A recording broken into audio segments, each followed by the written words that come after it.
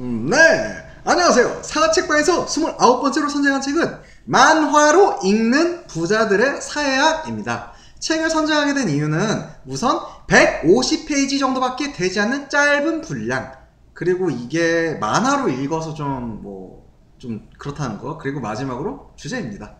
자, 전 부자들의 삶, 부를 영속적으로 유지하는 방법론, 그들의 네트워크 등에 관심이 많아요. 이 책의 저자 미셸 팽송과 모니크 팽송은 사회학자로 1987년부터 프랑스 상류층, 특히 부자 계층의 조직과 생활상 이들의 집단 심리를 연구해왔고, 프랑스 국립과학연구소에서 2007년까지 연구 생활을 했습니다. 5개 이상의 저서를 출판했고, 그중 부자들의 대통령은 프랑스에서 10만 부 이상 판매가 됐습니다.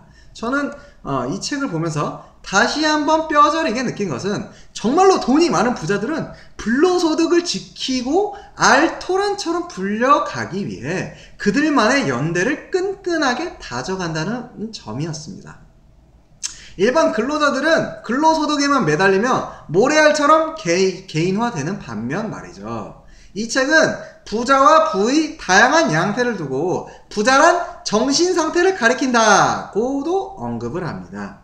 우리가 자본주의 세상을 알고자 한다면 자본의 속성을 이해하고 자본의 다양한 형태와 흐름을 추적할 줄 알아야 합니다. 뿐만 아니라 그 자본을 종식시키는 능력을 가진 부자들을 제대로 알아야 합니다. 돈이 돈을 낳는 세상, 돈이 권력인 세상, 부와 권력과 명예, 그 모든 것을 집중시켜 장악한 오늘의 부자들을 알지 못하면 세상을 비판적으로 인식할 수 없습니다.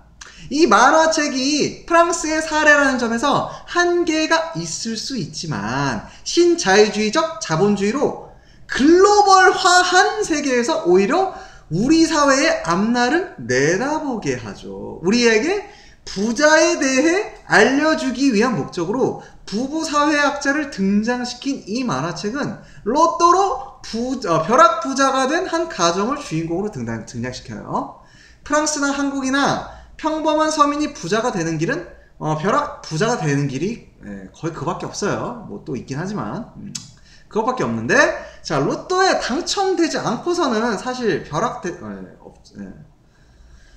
로또에 당첨되지 않고서는 벼락부자가 될 길이 거의 없죠. 그죠? 로또에 당첨될 확률은 문자 그대로 벼락에 맞을 가능성보다 낮지만 벼락부자가 될 가능성을 열어둠으로써 부는 다만 세습될 뿐이라는 사람들의 인식을 완화시켜주는 동시에 서민들에게 로또에 당첨된 나를 상상하게 함으로써 정의롭지 않고 불평등한 사회 현실을 변화시키는 동력을 둔화시킵니다. 이것이 로또에 숨어져 있는 바로 그런 정치학이에요.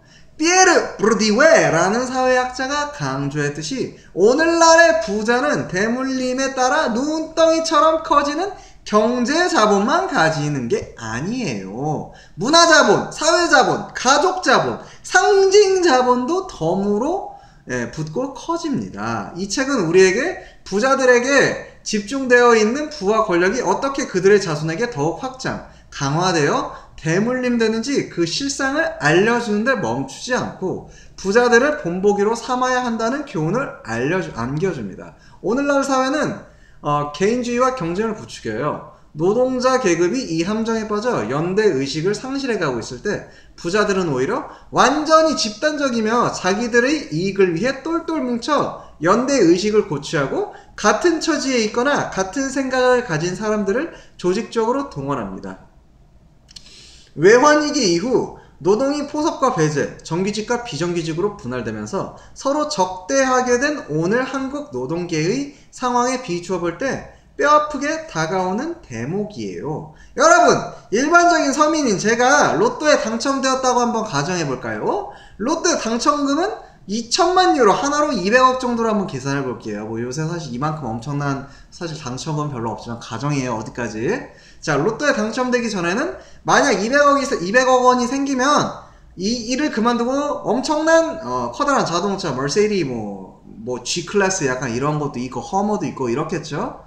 아니면 그냥 뭐 라모르기니 이런 거 사면 돼요. 그죠? 자, 이런 거나 집을 막 뭐 트라우마우스 5호차 막 서초댕이네 뭐 이런 것도 살 수가 이런 상상을 할 수가 있잖아요. 그죠? 하지만 정말로 그 돈을 손에 넣게 되면 갑자기 그런 꿈들이 그것을 실현할 수 있는 가능성들과 충돌을 일으키게 됩니다. 만약 여러분이 부자로 태어났다면 일찍부터 재산을 관리하는 법을 배웠을 것이에요. 예를 들어서 윅탕스라는 사람이 번성한 부르주아 가문의 한 5대 자손 정도라고 치면 윅탕스는 청소년기에 접어들면서 벌써 가정교육을 통해 집안이 벌이는 사업에 대해 배웠을 것입니다. 요컨대 여러분과는 달리 윅탕스는 벌써 오래전부터 거액을 관리하는 데 익숙하다 이 말이에요. 여러분이 로또에 당첨이 되고 나서 만일 일자리를 그대로 유지하고 싶다면 직장 동료들이 놀라지 않게 이 돈을 비밀에 붙여야 할지, 그럴 경우 혹시 실수를 하지는 않을지 걱정되지 않나요? 어제까지 여러분의 적자를 나무라던 은행 직원이 과연 여러분의 엄청난 재산을 관리해 줄 수 있을까요? 여러분이 로또에서 거액에 당첨됐다는 사실을 알리면 여러분 친구들은 어떤 반응을 보일까요? 친구들은 여러분이 어떻게 처신하든 여러분을 시기하지 않을까요? 앞으로 누가 부자로서의 여러분의 문제를 이해해 줄까요? 여러분이 이전과 같은 사람일 수 있을까요? 자, 이런 질문들이 엄청 좀 될 텐데. 자, 아무튼 저는 좀 책을 읽으면서 좀 놀라웠던 것은 프랑스 복권 업체가 모든 로또 당첨자들에게 수표 외에 작은 상자를 하나 더 선사했다는 거예요. 바로 복권 당첨자가 지금 가는 길을 잘 통과하도록 도와준 길잡이예요. 이 길잡이는 두 권의 소책자로 이루어졌습니다. 첫 번째 책자는 금융 관련 문제들에 대한 답을 제시합니다. 그에 비해서 두 번째 책은 비교적 개인적인 질문에 답해줘요. 난 친구들을 계속 간직할 수 있을까? 원래 나로 남아있을 수 있을까? 와 같은 질문들 말이죠. 로또 당첨자들은 원한다면 자기들끼리 만나 백만장자들이 직면한 문제들을 함께 이야기할 수 있습니다. 그들은 갑자기 생긴 재산을 관리하기 위해 함께 모여 게임도 해요. 프랑스 복권업체는 부르디웨가 상징적 폭력이라고 명명한 것을 미리 내다보는 선견 지명을 발휘한 것이에요. 아니, 상징적 폭력? 이게 뭐셔? 이럴 수 있는데 상징적 폭력은 열등감 또는 스스로가 보잘것없는 사람이라는 자격지심을 통해 드러납니다. 예를 한번 들어볼 것인데, 여러분 가끔 옷을 제대로 차려입지 않았다고 판단이 들었을 때 괜히 주눅이 들어서 호화로운 호텔, 명품 상점, 뭐 예를 들어서 압구정 갤러리아 백화점이나 명동 에바뉴엘 백화점에 들어가지 못하는 경우가 있지 않나요? 자, 이건 개인과 개인이 힘을 겨루는 지배관계와는 아무 상관이 없습니다. 단지 우리 각자가 사회적 지배에 대한 상징을 내면화했기 때문에 일어나는 현상이에요. 예를 들어서 내가 갤러리아 백화점에 싸게 구매한 티셔츠와 500km는 주파한 낡은 구두를 신고 입장하면은 점원이 나를 거렁뱅이 취급 하대하지 않을까? 하는 것과 같은 우리 각자가 사회적 지배에 대한 상징을 내면화했기 때문에 일어나는 현상이에요. 의복이며 신체관리, 언어습관, 장소 등 상징적 폭력은 무의식적입니다. 자기 자신도 어쩔 수 없이 겪게 되는 것이에요. 로또 당첨자들을 위해 프랑스 복권업체는 드로라는 곳에서 교육을 진행해요. 드로는 누구나 와서 유명한 경매를 통해 모든 종류의 예술품을 구입할 수 있는 곳입니다. 소더비나 크리스티와 함께 세계 3대 경매소로 꼽히기도 했지만 드로우는 근래 소더비와 크리스티의 약진으로 어려움을 겪는 것 같네요. 로또 당첨자들은 경매 물품 감정사의 안내로 경매의 모든 과정을 익히고 그들에게 또 하나의 가능성의 장이 열렸음을 실감하게 합니다. 또 하나의 가족, 삼성이 아니에요. 자, 마침내 예술품을 구입할 수 있게 되었으니까요. 예술에 대해서 좀 안다거나 예술을 접한다는 것 자체가 벌써 일종의 부의 형태입니다. 뿌르디웨라는 작자는 헥시스는 체화된 신체를 빗어낸다. 신화는 상시적인 기질, 곧 처신하고 걷는 지속적인 방식이 되며 그렇기 때문에 심지어 생각하는 방식이 되어버린다고 말했어요.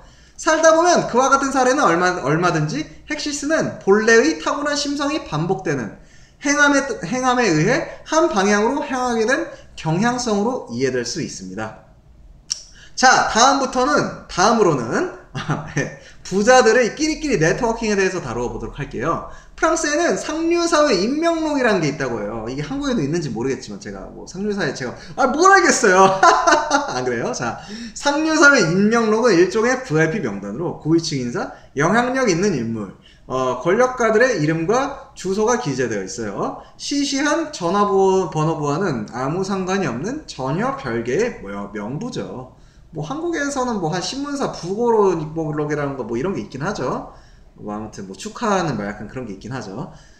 자, 상류사회 인명록엔 각종 훈장들의 목록처럼 흥미진진한 정보들이 가득해요. 각 가문의 문장 같은 정보도 얻을 수 있죠. 이렇듯 상류사회 인명록에서 우리는 즉각적으로 거기 소개된 자들의 공적과 혼인관계, 인척관계, 소유한 재산 등을 살펴볼 수 있습니다. 또한 상류사회 인명록에 등장하는 고관 대작들에게 편지를 보낼 경우 참고할 만한 편지 양식도 덜어 들어 있습니다. 상류사회에서 만약 아들이나 딸이 구직을 한다고 한번 가정을 한번 해볼게요. 그렇다면 부모는 집에서 무도회를 열어 세계 인명사전에 등재된 영향력이 있는 사람들을 초대한다고 합니다. 아무 일도 아니라는 듯이 말이죠. 낙하산이긴 한데 누이 좋고 매부 좋은 것이라고요. 프랑스는 이렇구나. 한국은 어떨까? 한국도 뭐 얼마 전에 이제 국회의원이 이제 어디 머시기 사장인지 부사회장이 전화해서 아따 우리 딸내미 자식 새끼 하나 꽂아줘 뭐 이런 게 또 있긴 하죠.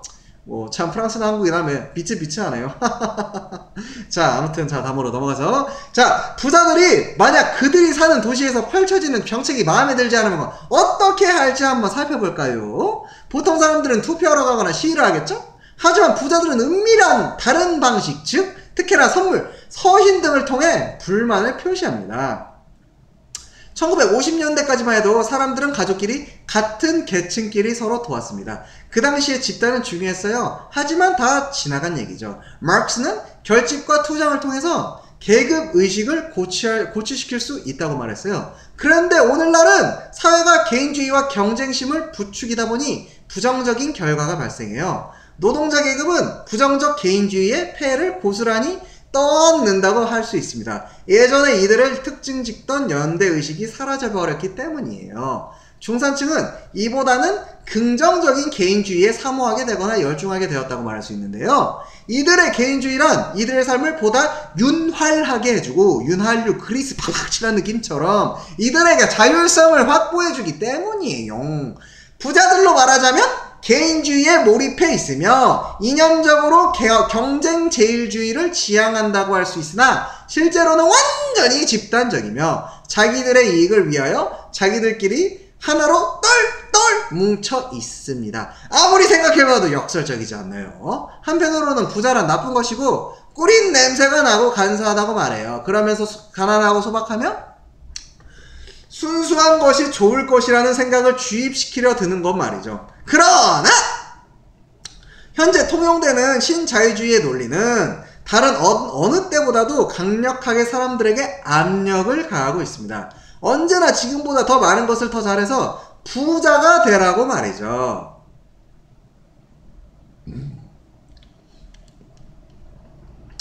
경제 위기라니까 사람들은 죽어라고 일만 하고 있어요. 프랑스 사람 10명 가운데 9명은 부자들이 사회에 도움이 된다고 믿습니다. 이들은 제일 가는 부자라는 사람들, 뭐시기냐, 그 루이비통 회장이 아마 모시기 아르노고 뭐 또냐 또 그 로레알 회장 있죠? 로레알 회장 갑자기 이름이 기억이 안 나. 아무튼 자, 이런 제일 가는 부자라는 사람들이 축제하는 광경을 텔레비전에서 지켜보곤 해요. 배알이 꼴리지만 애써 너그럽게 받아들이고자 노력하면서 말이죠. 베탕쿠르트인가 그럴 겁니다. 아마 로레알은. 자, 다음 부자가 존재한다는 것 자체는 문제가 아니에요. 고통 분담이 불공평하게 이루어진다는 점이 문제죠. 결국 노동, 즉 대다수 사람들의 유일한 수입원인 근로소득에만 압박이 가해지는 것이에요. 그런데 이들에게는 이미 낸 세금을 환불받거나 조세 회비처를 이용할 수단도 없어요. 루이비통 회장인, 자 이제 다시 나왔네요. 베르나르 베르베르가 아니에요. 베르나르 아르노가 벨기에 벨지움 국적을 얻어 이중 국적자가 되려 한 것은 살림이 아이고 나 못살겠다 궁핍해서 그런 게 아닙니다. 그건 벨지움의 상속세가 프랑스보다 훨씬 적기 때문에 그래요. 이렇듯 영어로는 wealth죠. 자, 부란 특정 집안에서 특정 왕족들 사이에서 또 특정 계층에서 한 세대에서 다음 세대로 이어집니다. 그 점에서는 부주아가 상당히 강점을 보여요. 시대를 거듭하면서 부는 헥시스 오르포렐이라는 표현이 생길 정도로 깊숙이 체화가 됩니다. 일정한 시간이 지나면 부는 내재화되고 그에 따른 지배는 후손들 입장에서는 지극히 자연스러운 것이 되어요. 또 다른 문제는 정치가들이 이러한 관행을 부추긴다는 점이에요. 정치가들과 사업 경영자들은 같은 집단에 속해서 서로 빈번하게 교류하는데 이들은 모두 자기들이 속한 계층 간의 연대의식을 공고히 하는데 일조하는 셈입니다. 사정이 이러하니 정치가들이 변화를 원치 않는다 해도 놀라울 게 별로 없어요. 정치가들은 신자유주의가 지배하는 세상이 아닌 다른 세상은 상상할 수조차 없습니다. 채무와 공공지출 억제, 긴축 재정에 기반을 둔 신자유주의 체제, 네오리버럴리즘 체제에서 말이죠. 그런데 긴축 재정이란 바로 시장이 원하는 거예요. 왜냐하면 그들은 채무를 넣고 투기를 벌이기 때문입니다. 그러니 대통령을 바꾼다고 해서 달라진 건 거의 없음이 분명해져요. 지금 필요한 건 과도 정치를 막는 것입니다. 그러려면 경직을 금지해야 하고 임기가 끝나면 정치가는 원래의 삶으로 돌아가야 해요. 선거가 진정으로 민의를 반영하려면 의무가 되어야 합니다. 그리고 기권표도 확실한 의사를 표현한 것으로 간주해야 할 것이고요. 그런 식이 아니더라도 할 수 있는 게 있어요. 부자들을 본보기로 삼는 것이죠. 연대의식을 고취하고 같은 생각을 가진 사람들을 조직적으로 동원하는 것입니다. 자, 여러분, 이렇게 해서 사과책방 29번째 에피소드 부자들을 위한 사회학 만화로 읽는 거죠. 자, 여기까지 할게요. 시청해주시고 청취해주신 여러분 대단히 감사합니다. 다음 시간에 또 만나요. 제발. 뿅.